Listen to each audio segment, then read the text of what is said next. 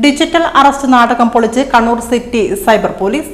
Data protection board of ഇന്ത്യയിലെ ഉദ്യോഗസ്ഥൻ എന്ന വ്യാജേന റിട്ടയർഡ് ബാങ്ക് മാനേജറെ ഡിജിറ്റൽ അറസ്റ്റ് ചെയ്ത് പണം തട്ടാനുള്ള നീക്കം തോട്ടട സ്വദേശിയായ റിട്ടയർഡ് ബാങ്ക് മാനേജർ പ്രമോദ് മഠത്തിന്റെ ജാഗ്രതയിലും കണ്ണൂർ സിറ്റി സൈബർ പോലീസ് സമയോചിതമായ ഇടപെടലിലൂടെയാണ് പൊളിച്ചത്.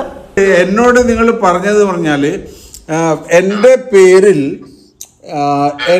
പേരിൽ കനറ ബാങ്കിൽ അക്കൗണ്ട് തുറന്നിട്ട് അതിൽ നിന്ന് മൾട്ടി ക്രോഡ്സിൻ്റെ ടെറർ ഫണ്ടിങ്, മണി ലോണ്ടറിങ് ഇതൊക്കെ നടന്നെന്നാണ് നിങ്ങൾ പറഞ്ഞത്.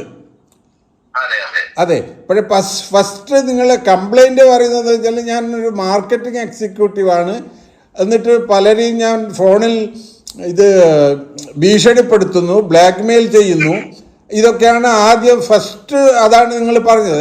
ജനുവരി 11 തട്ടിപ്പിന് തുടക്കമിട്ട ഫോൺ കോൾ പ്രമോദ് മഠത്തിലിന് ലഭിക്കുന്നത്.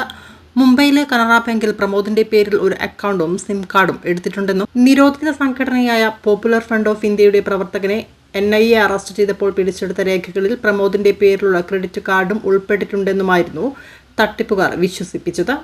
ഇതിന്റെ തെളിവായി FIR കോപ്പി, ആധാർ വിവരങ്ങൾ, സിം കാർഡ് വിവരങ്ങൾ എന്നിവയും അയച്ചു നൽകി ഭീഷണിപ്പെടുത്തി. എന്നാൽ കാര്യങ്ങൾ മനസ്സിലാക്കിയ പ്രമോദും ഭാര്യയും ഉടൻ തന്നെ കണ്ണൂർ സിറ്റി സൈബർ പോലീസിനെ വിവരം അറിയിച്ചു. തുടർന്ന് ജനുവരി 12 രാവിലെ 11:30 തട്ടിപ്പുകാർ വീഡിയോ കോളിൽ വരാൻ ആവശ്യപ്പെട്ടതനുസരിച്ച് സൈബർ പോലീസ് സംഘം പ്രമോദിന്റെ വീട്ടിലെത്തി.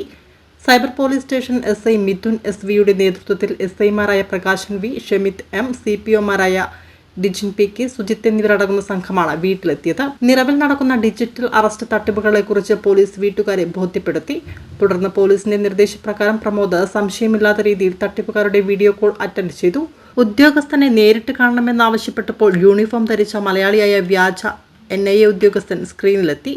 10 മിനിറ്റോളം ഇയാൾ പ്രമോദുമായി സംസാരിച്ചു. സ്ഥാപനങ്ങളുടെ പേരിൽ സിം കാർഡ് എടുക്കുമ്പോൾ ബയോമെട്രിക് ആവശ്യമില്ലെന്നും ആധാർ മാത്രം മതിയെന്നും പറഞ്ഞാണ് ഇവർ വ്യാജ സിം കാർഡ് കഥ വിശ്വസിപ്പിക്കാൻ ശ്രമിച്ചത്. സംഭാഷണത്തിനിടെ തട്ടിപ്പുകാർക്ക് യാതൊരു സംശയവും നൽകാതെ കൃത്യസമയത്ത് സൈബർ പോലീസ് ഉദ്യോഗസ്ഥർ കോൾ ഏറ്റെടുക്കുകയും തട്ടിപ്പ് സംഘത്തിന്റെ നീക്കം പരാജയപ്പെടുത്തുകയുമായിരുന്നു.